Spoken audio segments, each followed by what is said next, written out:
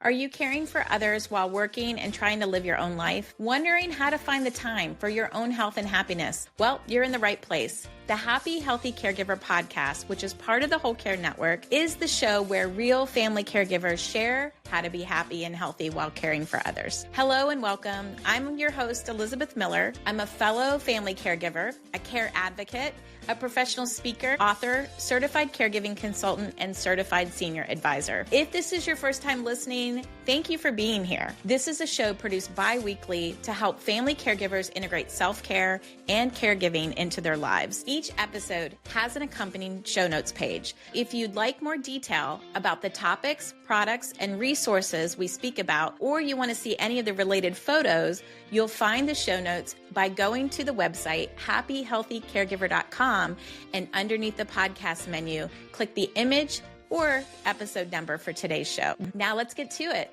Let's jump into this episode. Thanks so much for being here. Before we get into this episode with Brian Stifel, I first want to share a couple of quick announcements on my own. I want to encourage you to subscribe to the Happy Healthy Caregiver email list. Every week I share something happy, healthy, and care related. You can subscribe to the list by going to bit.ly/HHC news. This episode is brought to you from Guilt to Good Enough, a memoir about caregiving, guilt, and healing. Jeanette Yates takes you through a lifelong caregiving journey, confronting the emotional toll and offering a path toward healing through boundaries and reflective journaling. Each chapter includes journaling prompts designed to help you examine your own guilt and emotional triggers so you can heal while continuing to care for others. I found this book heartfelt and empowering with authentic storytelling and practical guidance. It reframes good enough as self-compassion and progress over perfection. From Guilt to Good Enough is here to help you care for the caregiver too. Find your copy and delve into the prompts at theselfcaregiver.com/book. For this episode segment of what I'm reading, I wanted to let you know about Mel Robbins and her daughter Sawyer Robbins' book, The Let Them Theory. While this is not a caregiving book, it frankly should be, because honestly, caregiving is primarily about adult relationships, and this book is all about those. Can't recommend this enough for parents of adult children, help with adult friendships, romantic relationships, family caregivers, etc. I adored the Audible listen that Mel narrates. If you are a fan of her podcast, you're going to fly through this audio book. She has a friend-to-friend style of talking, and the stories just bring the lessons to life. Buckle up and get ready to take your power and your energy back. It's a 5-star read for me and one of the few books that I would actually reread or re-listen to. Speaking of Mel Robbins, my favorite thing is something I first learned about on one of her podcasts with Dr. Stacy Sims.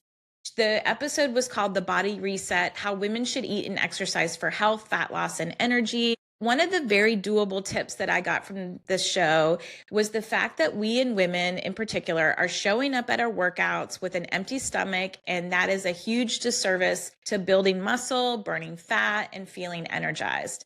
The tip that stuck with me in particular is that I started drinking a protein iced coffee before my strength training workouts.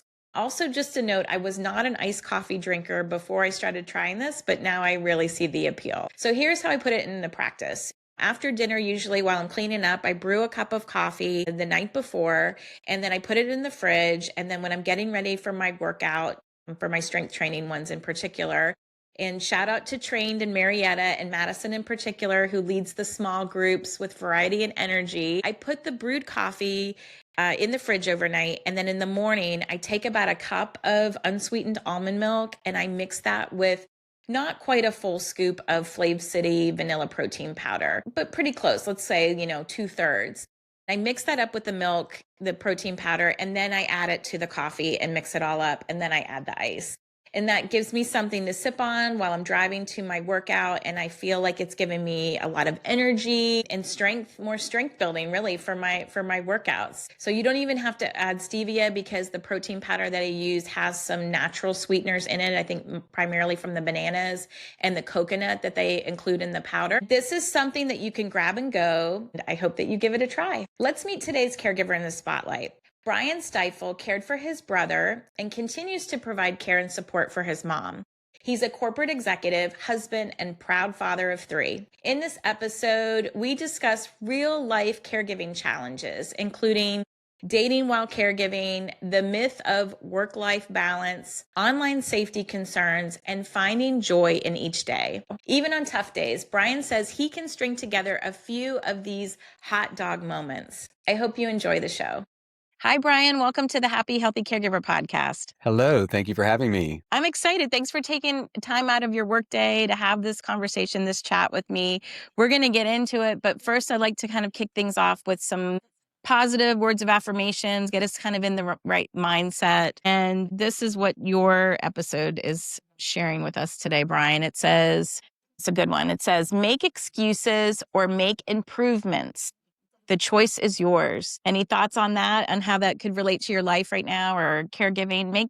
Make excuses or make improvements. The choice is yours. I love that. I think for me in my caregiving experience, the thing that the people I was helping wanted most was to feel a sense of control and a sense of forward progress. So, excuses are all about stagnancy, right? But improvements give you agency. Improvements are about feeling like for all the things you're not in control of in your life, you can still move forward if you focus on the things that you are. Yeah. And it's empowering, and that empowerment is actually healing. So I love that one. Yeah, it's a good one. The folks, everybody takes care of kind of different people. And my mom was an excuse maker. I'm going to admit to you that she had a reason why she got into this situation. And I would kind of call it her greatest hits album, where I just knew what was coming, like track 1 excuse, track 2, track 3. It really informed one point a boundary, like I don't necessarily have to sit here and listen to the excuses. I can walk away. I have choices of things I can do. The choice is mine, right? To walk away, that was in my control. But it also informed that I catch myself sometimes saying things and I'm like, oh, that sounds like an excuse. So yeah, I think it's a good one that we can make excuses or make improvements. Well, tell us a little bit, Brian, about your caregiving story, or in your case, I think it's caregiving stories with us. So introduce us to the Happy Healthy Caregiver listeners. Yeah. My story started 25 years ago. And it in many ways fast forwards to today. Mm, But 25 years ago, my mom was diagnosed with cancer. mm. And so my first caregiving journey was very much about helping her through the discovery process, the treatment process, the recovery process. And there was chemo, and there was radiation, and there was surgery, and there was post-surgery recovery, and all the things. And so I can certainly unpack that one. And then 2 years later, my brother got sick, complications from juvenile diabetes, which he had at that point for 20 plus years. Mm. And my mom was barely even better before we were taking care of him. What was his name? His name was Rich, short for Richard. Okay. Yeah. So, and in fact, Rich and I took care of my mom together. We took care of our mom together. And then literally before she was even fully recovered, I had to turn around and start helping him. Wow. And I'll unpack his story, but his condition turned out to be terminal, and he did pass back then, back in 2003. And my mom, amazingly, is still here today. In fact, I took her this morning for an outpatient medical procedure, and it's like we're doing it all again. Yeah, but good news today, though. Oh, you're doing more procedures. Yeah, today it's interesting. She has a lot of she's 25 years older, so now she's in her 80s, and she has a lot of complications that have built up over the years from her treatment. So although she is cancer free, it has been the gift that just kept giving for the last 25 years. And so today we were doing orthopedic things that are all byproducts of the surgeries she had back in the day. So caregiving has been a really big part of your life the past It 25 has. years. And I think you were working too at the same time. First of all, I'm sad to hear about your brother. Thank you. Sounds like you both were close and working things through with your mom and going through that emotional journey, and then just slammed right back into it. Yeah, yeah. And the interesting thing to me, I have people in my life today who are caregivers. I have my wife's uncle is is in his late 80s and deteriorating fast, and her aunt is a full-time caregiver Oh, for her husband at home. We see what that looks like every day. Mine felt so different to me for two reasons. One, it was happening when I was so relatively young. I was in my early 30s, taking care of a mom who at that time was in her late 50s, and then taking care of a brother who was only 2 years older than mhm, I. So it felt too soon. The other thing that was super interesting was neither one of them had conditions which required continuous round the clock care. It was much more intermittent. mhm. When my mom was having her treatments, she was in complete need of care. And then in between, she was independent and then would become completely dependent again. The treatments were really harsh. And so with each treatment, she would go backwards and then she would get back to normal. And then the same thing with my brother. He was having very serious issues. And in between those issues, he would go a whole month of living completely independently. And so not only was I working, but I couldn't predict when I was going to need to change my life to fit the Mm. caregiving in because it wasn't happening on any schedule and it wasn't happening continuously. Yes, I know what that's like. It's like waiting for, the other shoe to drop or like this waves of care to kind of come in and everything kind of be uprooted in your life. And you're juggling work, you're juggling your career. At this point, did you have a family of your own as well at this point? So no, both of these occurred before. In fact, I met my wife, my future wife, I guess, while I was looking after my brother. And it was actually, she was part of my self-care. That the way that I met her was actually part of my self-care in trying to recover from what had been just a hellacious couple of years of looking after my family. It had gotten so challenging to deal with my brother.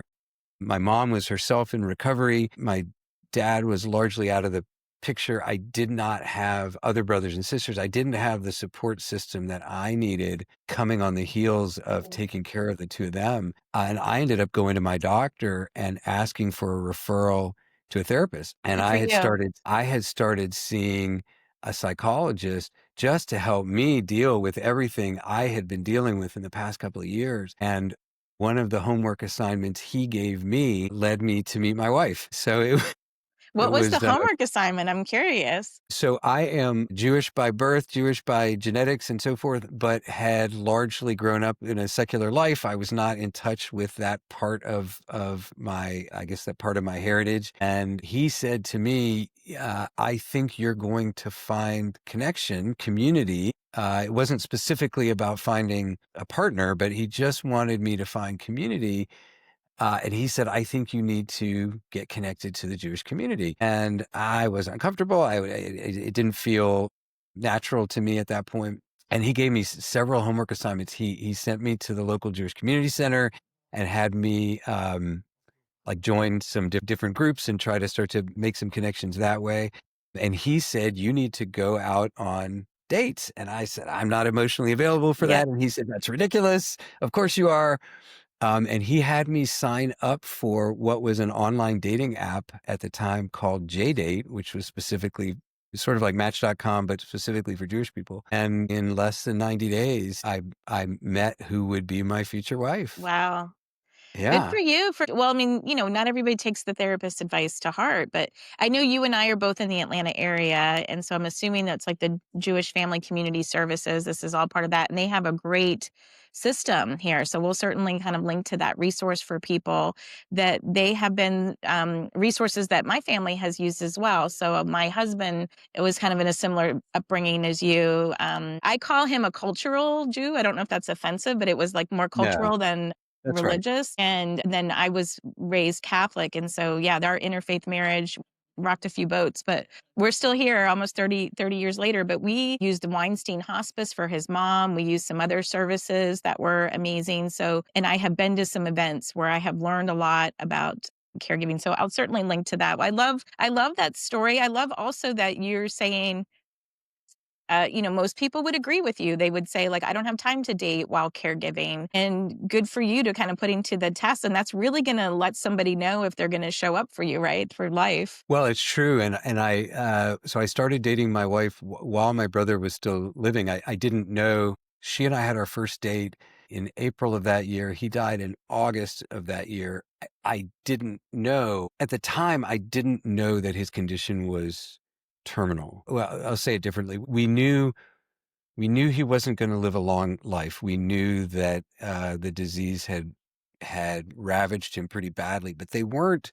This wasn't like people with cancer or some other diseases where the doctors turn and look at the caregiver and say, let's talk about how much time you have left. Nobody had given us time. And in fact, when he died unexpectedly. He died in his home. Yeah, not specifically sick that day or the day before. So we didn't know it was coming. But so she and I started dating in April, and in fact, he met her, and he didn't like her.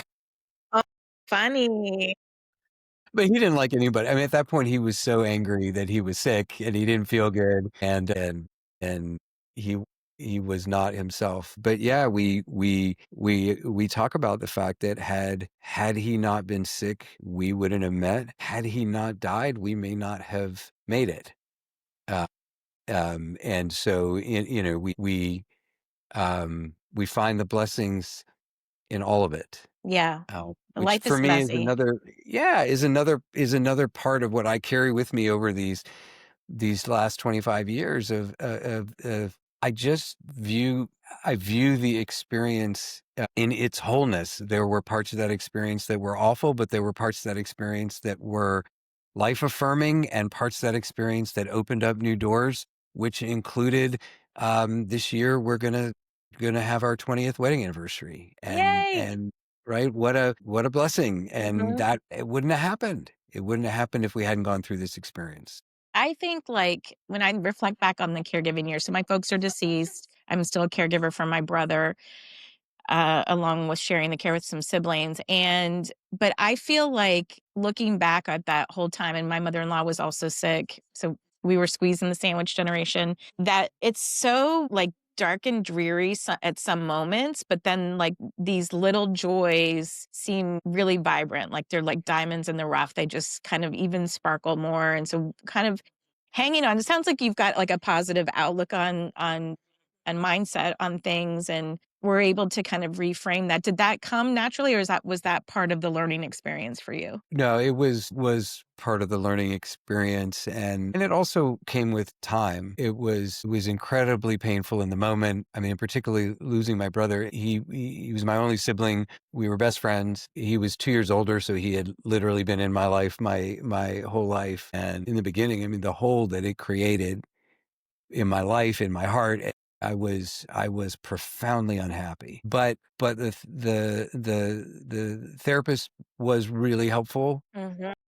in helping me do a lot of reframing and helping me to. He said a lot of things to me at that time. The thing that I remember the most is um that pain and happiness are the connected inverse of one another, which means you only feel pain that deep because you got to feel joy that high.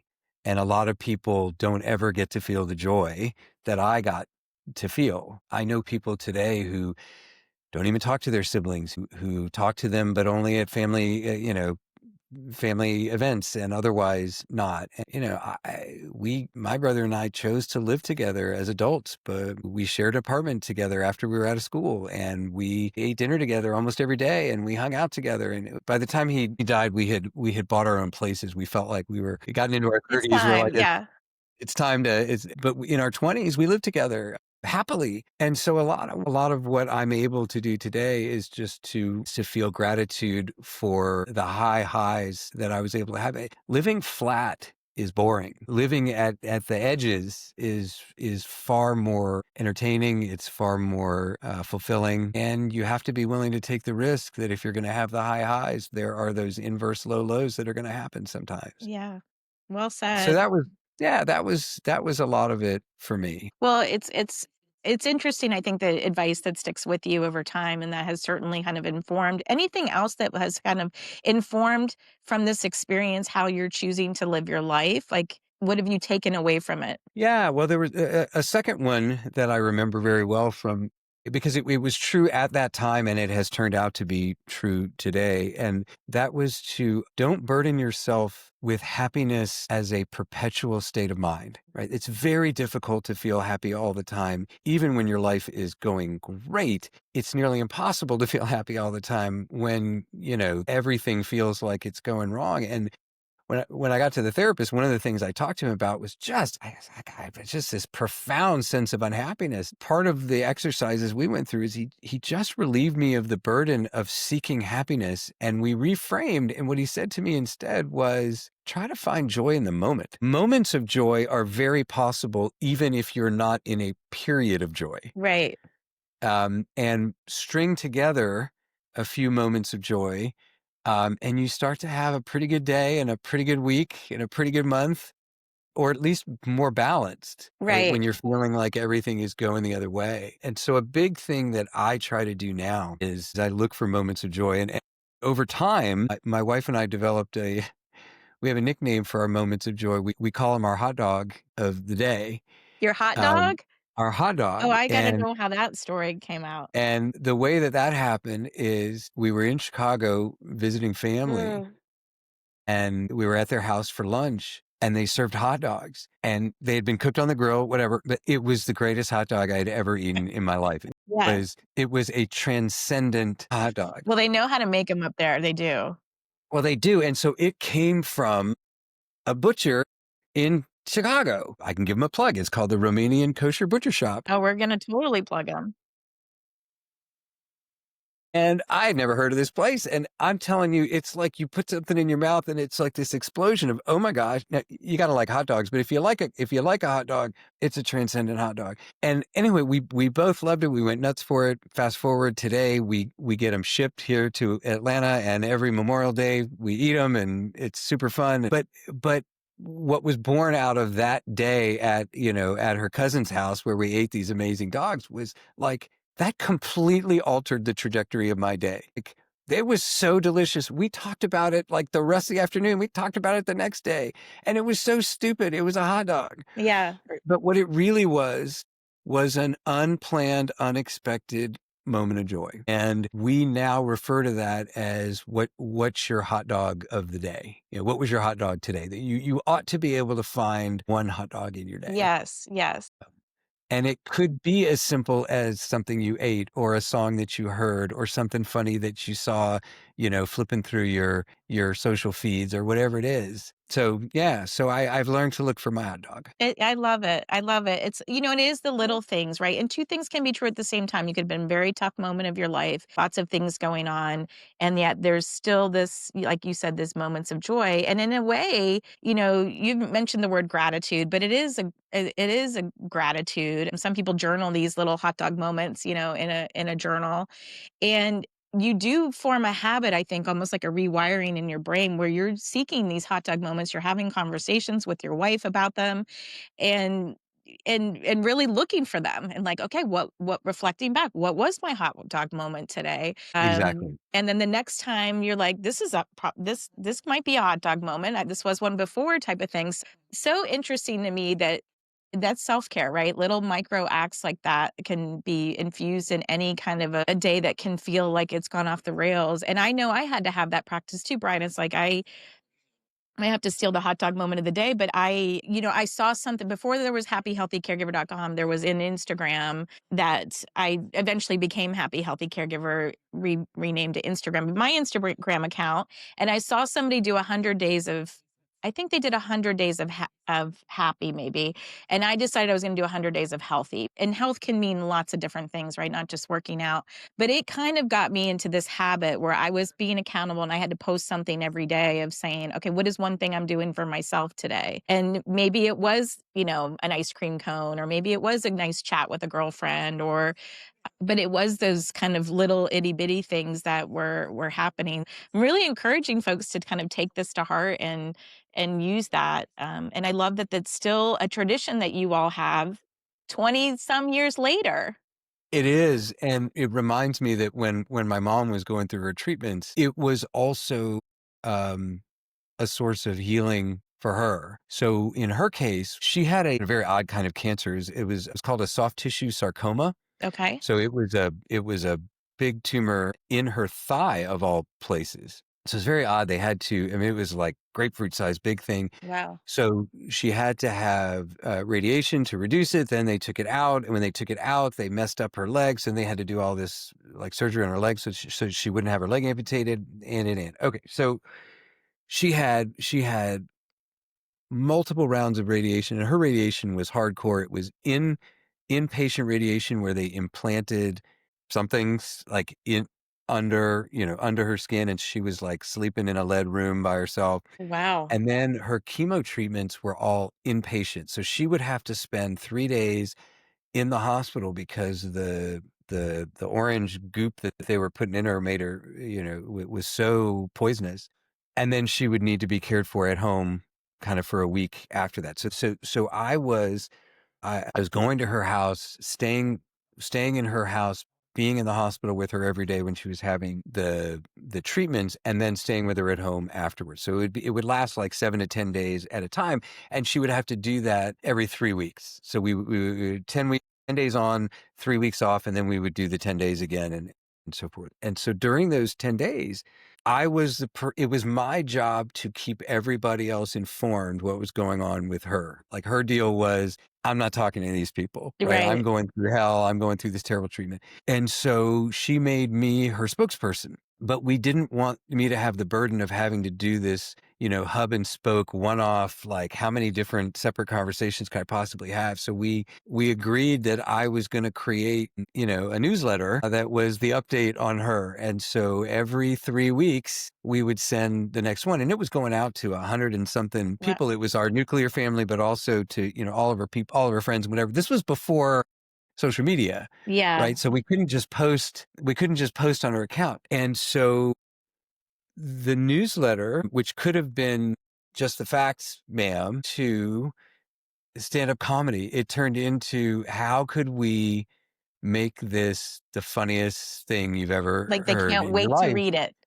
that they can't wait to read. Yeah. And so we were making fun of her tumor. We were making fun of her treatment. We were making fun of her bald head. My mom was a really good sport. Part of her way of dealing with the whole thing was to, rather than to demonize all of it, was to make fun of all of it. And so, our hot dog every day became writing this newsletter Mm. together and publishing this thing and then reading all the responses of people who were snorting milk out their nose when they read it because it was so irreverent. And my mom to this day, she'll say, you know, she's the only cancer patient who gains weight. Like she was so pissed off. She's like, okay, if I'm going to have cancer, I'm going to have chemo, like I'm going to lose like 50 pounds. And she like got it, she got sort of weirdly excited about it, right? Instead, the medicine that they gave her caused her to like retain water. Oh Like she no. blew up like the Michelin man. Her cheeks were all big. She didn't even look like herself.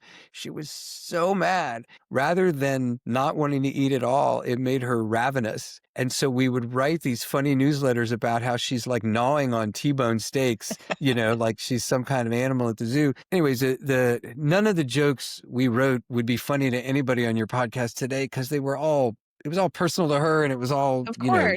in the moment. But I share the story because it was not only was it a great moment of joy for me, but it was a great moment of joy for her in the middle of some really, really crappy days. I mean, Yeah. she felt horrible, right? The medicine made her feel so terrible. And the irony of having to poison yourself to survive, right, was never lost on her. And yet we were cackling. I mean, it was, I really believe it was critical to her healing. And although it happened organically, it wasn't something we scripted out because we were like Hey, we gotta trying to do, laugh. Yeah. right? Yeah. It was consistent and it lasted, through every treatment right until she was cancer free. So that it was a cool part of my self-care, but it was also And part of how I was able to help her heal, which was very cool to watch. those are great. And the hot dog moments, like you said, and like having this time with your mom. Like, I think about that with my mom. Like she was bedridden the last 2 years of her life. And we had lots of great coffee chats, and I've had her on my podcast and the different things like that. And we probably wouldn't have had that had she not been, sick. So there are like these bittersweet type of things through that. And by the way, I do feel like I have to mention, because part of our role as caregivers is we do have to update everybody a lot of times. And there is a link to a nonprofit in the show notes called caringbridge.org that people can go and use as like an online journal. And you may have gotten these in recent years through people, but it's a way to kind of have it all in one place, so it's not,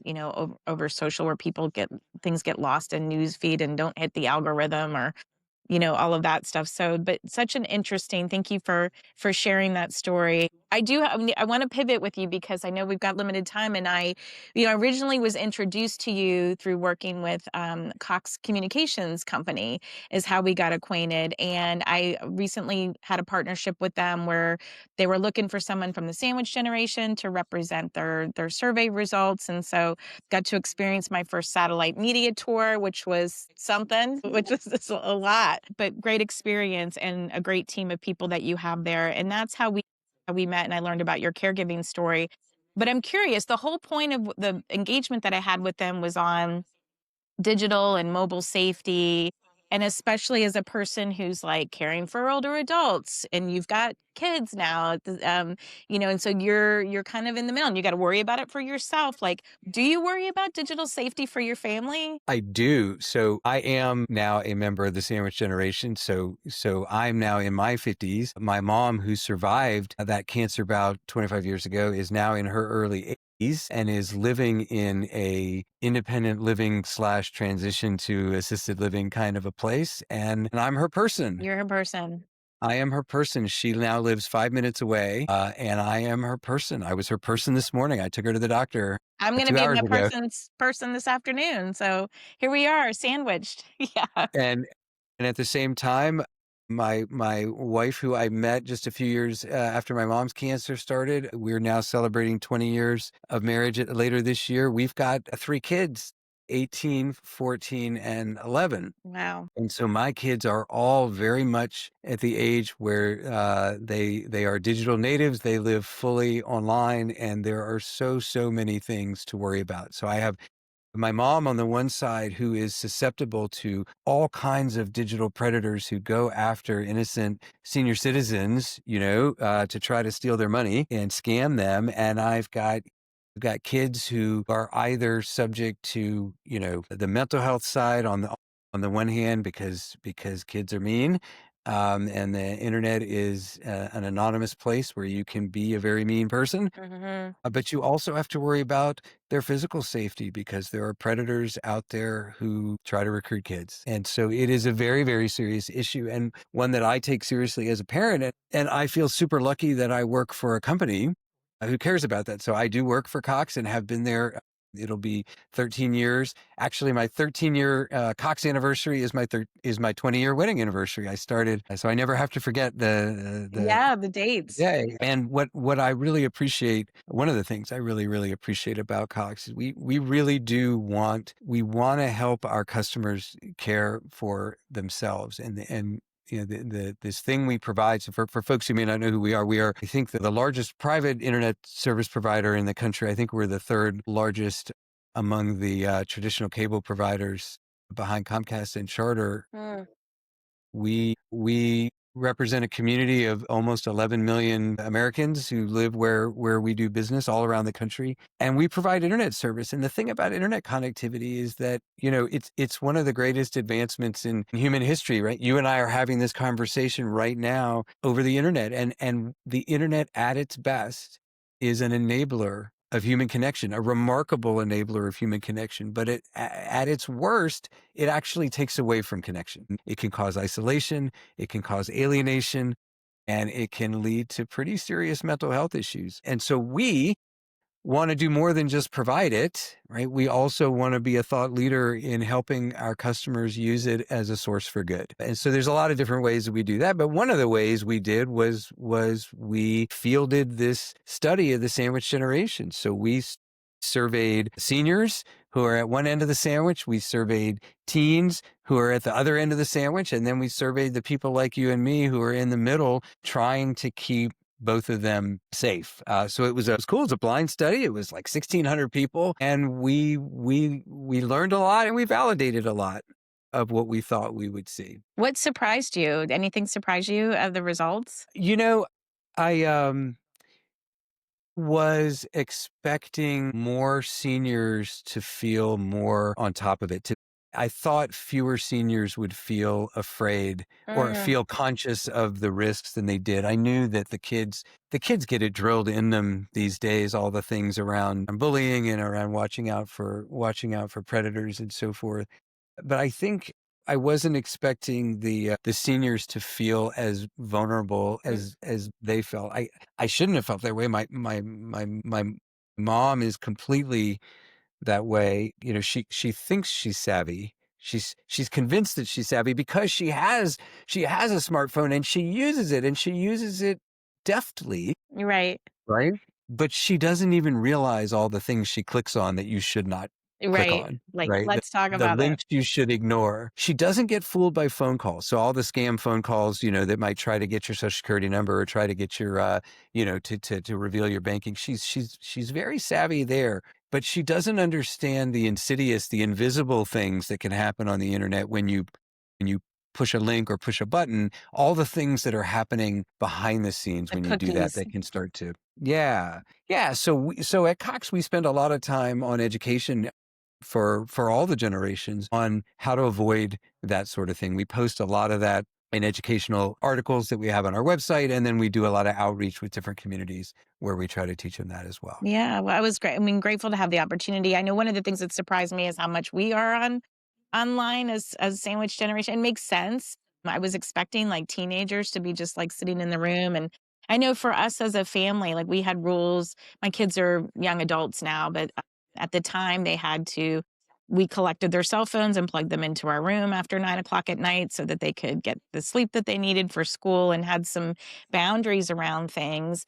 But even last week, Brian, my brother, who has an intellectual and developmental disability and on the autism spectrum, bought a gift card. So, as much as we've had this conversation multiple times with him about people who are not who they say they are online, we don't want to take him offline because there's some good stuff, like you said, about staying connected to friends and family from our old hometown in Pennsylvania and so forth. So, but it's a constant kind of thing and a worry. And so we have taken some precautions so that he doesn't have access to too much and to get into too much trouble. But it is a worry. It's certainly a worry. And so I will link to the survey at coxmobilesafety.com because I think in addition to seeing the results of the survey, people can take advantage of the resources that Cox worked with Common Sense Media to create some resources to help facilitate these conversations with our older adults and our kids. And I think it's not just a one and done conversation. It's like we got to have these conversations all the time. Well, you do.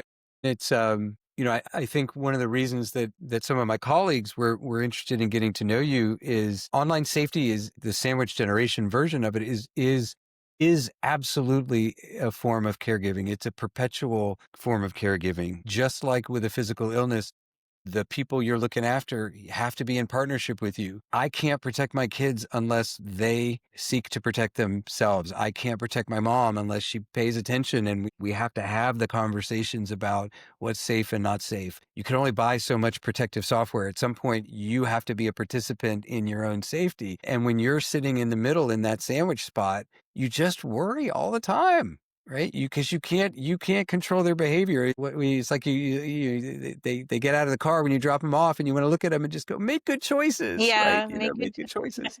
And so that's a big part of what this is about. Is you care for them while they are well, and you arm them to prevent the bad things. Mhm. That's a big part of what it's about. Yeah, you do the best that you can do. You make the best decisions, put the best precautions in it, that you can. And it is a partnership where you do hope that they meet you halfway, and yet there are lots of folks are vulnerable. So I really appreciate again that the resources that have been put out there. And I I also think, good for us having this conversation about that this is part of caregiving, like that technology hat, it's a hat, it's a big hat. And, and there's financial risks with this and lots of other, like you said, mental health risks and social isolation and all of those things. It's a big deal. It's a big deal. We'll never be bored as sandwich generation caregivers. We got a lot to worry about, but we have to, take the action. So if this is a worry for you, maybe take the action of seeing the conversations you can have about it and put that into place. And yeah, we do the best. We do the best we can. It's a lot. Would love to kind of chat with you too about your self-care. Like, you talked about how dating back, 20 plus years ago was a big part of your self-care, the therapy, amazing, that really had a lasting impact on you. And what was it like to juggle work and care? Like, did you find at the time that people were, did you feel okay talking about it? Because sometimes there can be a stigma of people talking about it at work. It was incredibly difficult to juggle. I had a job which was largely a traveling job at the time. And so if I wasn't traveling, if I wasn't on site where my clients were, then it was very difficult for me to do my job. And so when I was looking out for my mom, I was really having to take a week off at a time to go do that and then go back to the job. And so I had to negotiate that with my employer. Wasn't a very senior person at the time, and I didn't feel that I had the power to do that. Fortunately, I worked with some folks who were really amazing. I was still working with them and for them when my brother got sick. And then it was even harder because at least my mom's treatments were predictable. So I could negotiate with them. Hey, this date on the calendar next month, this date on the calendar 4 weeks after that, I'm going to have to be where she is. Right. But with my brother, he would be fine one day and sick the next. And it actually came to a head. I was working for a customer who was in the United Kingdom, and so I had flown overnight on a Wednesday night. I had landed in London on Thursday morning. I had gone straight to the office. I had worked all day. And Thursday night, which now it's middle of the or Thursday night, I get back to my hotel and I check my voicemail because this is before cell phones, or kind of right when we were first starting to have them. I check my voicemail, and at this point, I find out that my brother's in the hospital. He had passed out. He had been rushed to the hospital. It had been almost 24 hours between the time it happened and the time they had gotten a hold of me. And so, fortunately, he was okay in that moment. I got up on Friday morning. I spoke to him. I flew home on Saturday morning, and I walked in to the office on Monday morning, and I looked at my boss and I said, I resign. And they said, oh my gosh, don't resign. And I said, I can't be where I need to be. There's no negotiating this. Like, I can't do both of these jobs at the same time. And it started out as a leave of absence. And I took a leave of absence for what was like 2 months and change from that moment when he had been hospitalized. It kind of got him back to a good place, and he was kind of back doing well. And so then they said, well, why don't you come back part-time? You don't have to travel, but you can work in the office. And so I came back to the office, and like 4 weeks passed, and then they said, wow, we just want you to take this one trip. And I went and took that one trip, and that turned into 2 trips. And I did that for about 60 days. And then he had an episode again. And then I quit. I Yeah. just outright quit. The yo-yo. And then I was with him every day. And he died 3 months later. And so when I reflect on that, first of all, I'm so glad I quit and so proud of myself for recognizing in that moment. We'll never remember how much money I didn't make Right. in those moments. I will always remember those last 3 months I had with my brother, and they were a good 3 months because he was coming up and down. I mean, we bought season tickets to the Atlanta Braves. We went to baseball games that summer, Nice. before he died. We cooked meals together. We spent really good time together. And so now, when I reflect on it, here's how I think about it. Work-life balance is an aspiration, but it is typically a zero-sum game. You can't often do both. You have to do one or the other. And so what I learned was that being a caregiver is a job, and it's not just any old job. It's actually the most important job you could ever do. I mean, it ranks right up there for me with maybe parenting my kids, which is a different version of it. Right. But other than that, um, and what I learned was that it's okay to make your caregiving job your primary job. Now, I was lucky enough that I could afford it. Not everybody can afford to do that. I could at that time. I couldn't do it indefinitely, but I could Right. do it for the period of time that I did it. And I was able to quit one job for another Nice.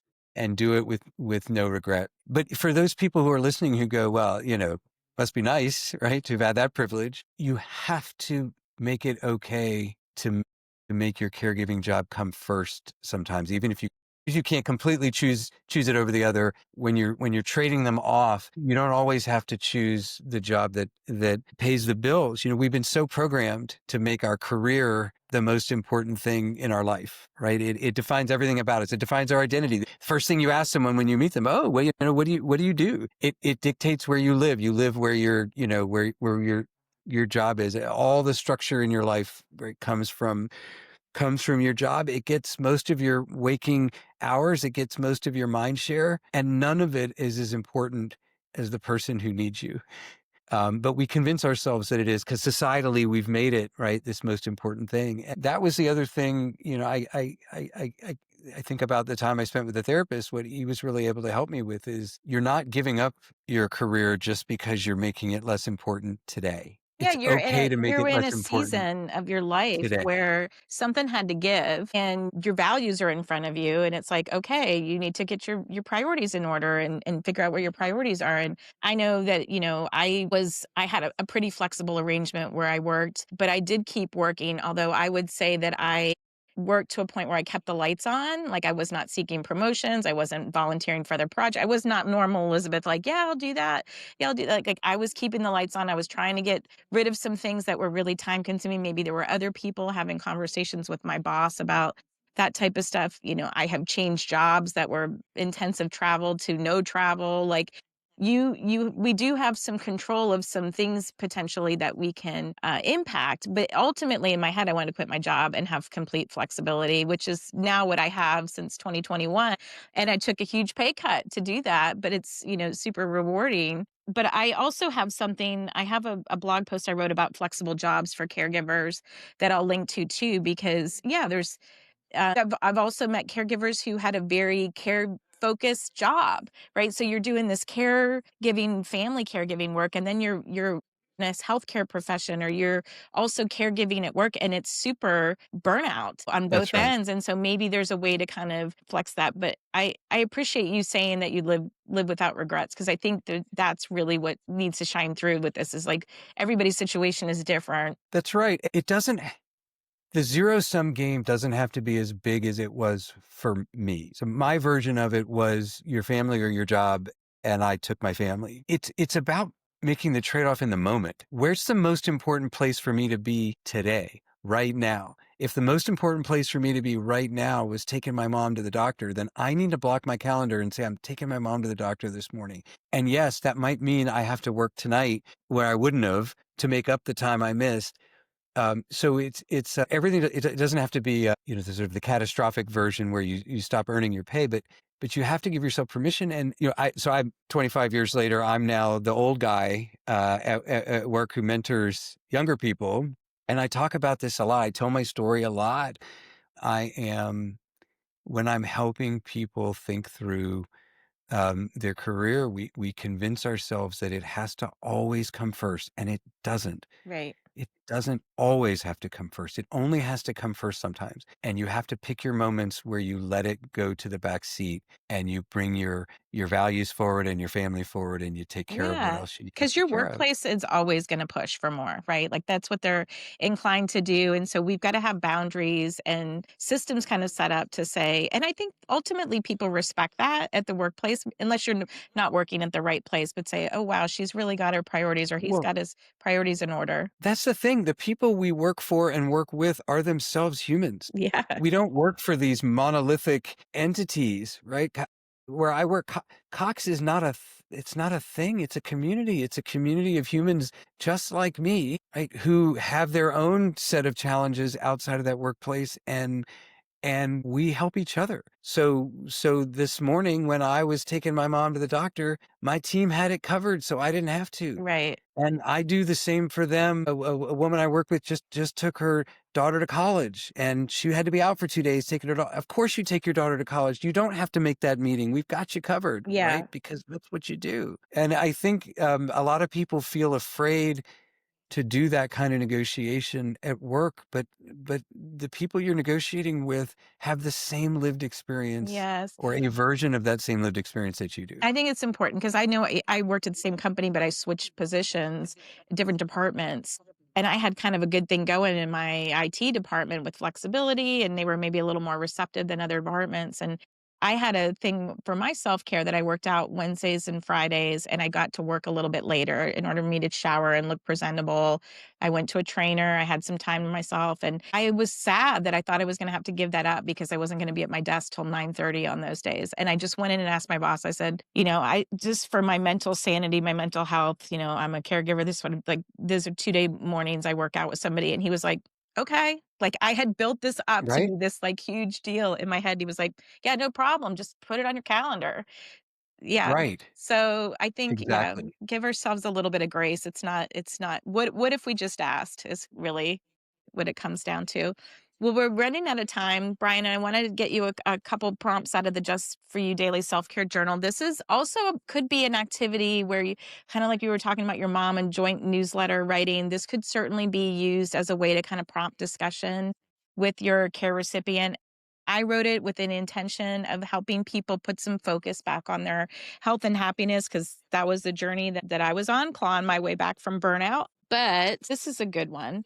What's something good that happened this week that was unexpected? Did you have a good hot dog moment? Well, I've had a bunch of them. So I also dropped my oldest off at college. So she's 18 and just started school. We arranged for her. We figured out that she needed to have renter's insurance for her dorm if we wanted all that stuff to be covered. And so I explained to her what it was. I explained to her what the coverage she needed to get to do it. And then she called the insurance company herself. She did the whole thing. She put it in her name. She signed the contract, and she called me after to tell me about it. And I had this just awesome dad moment Yeah. of, like she just flew, Yeah. I didn't do that for her. She did it. And she was so proud of herself for doing it. And so it was, after 18 years of receiving care, she was ready to do it herself. Yeah. She's And in taking steps that to was a, become independent. And yet there are some kids going to college who don't even know how to do laundry, don't know how to sign up for their own classes. Like, so that is a really reaffirming thing as a parent to witness. So I love it that. was awesome. I was very proud of her. And, I got to be honest, a little bit proud of us. Yes. Yeah, that's good. That's good. Next question says, what's a life lesson that you believe needs to be taught in school? Ooh, I wish we would celebrate failure more. We all learn so much more from our failures than from our successes. We diagnose our failures much more than we diagnose our successes. And I don't think we spend enough time celebrating and encouraging risk taking and failure. Yeah. Yeah. We learn a lot. We learn a lot from all of those things for sure. Brian, the time flies when we're deep in conversation. I really, really appreciate you kind of sharing. I learned so much from the different caregivers that I've spoken to on the show. I know that this is going to resonate with a lot of listeners. So I want to thank you for your time today. And thank you. You sound like you're a great boss to work for. So, and a parent. And so having that ripple effect on your different communities is impactful. So thank you. Well, I appreciate it. It was an honor to talk to you. And I hope your listeners found some nuggets. Thanks. Thank you. Thanks for listening to the Happy Healthy Caregiver podcast on the Whole Care Network. I hope this episode provided encouragement and practical tips to infuse into your life. You'll find the show notes and all the resources mentioned at happyhealthycaregiver.com. I also invite you to check out previous episodes of the podcast that you may have missed. If you enjoy the show, be sure to subscribe so you never miss an episode. Ratings and reviews also help others discover the podcast, and sharing with a fellow caregiver is a great way to spread support. Stay connected with me between the episodes by following Happy Healthy Caregiver on your favorite social media media platforms, and subscribe to the weekly newsletter, where every week I share something happy, healthy, and care related. Just visit happyhealthycaregiver.com to join. Until our next episode, I'm Elizabeth Miller with a reminder to take care of you. Are you still here? Well, it's time for the disclaimer. I am not a medical, legal, or financial professional, and I am not providing medical, financial, or legal advice. If you have questions related to these topics, please seek a qualified professional. I have taken care to spotlight family caregivers and experts, but their opinions are theirs alone. This podcast is copyrighted, and no part can be reproduced without the written permission of Happy Healthy Caregiver, LLC. Thanks again for listening to the Happy Healthy Caregiver podcast on the Whole Care Network.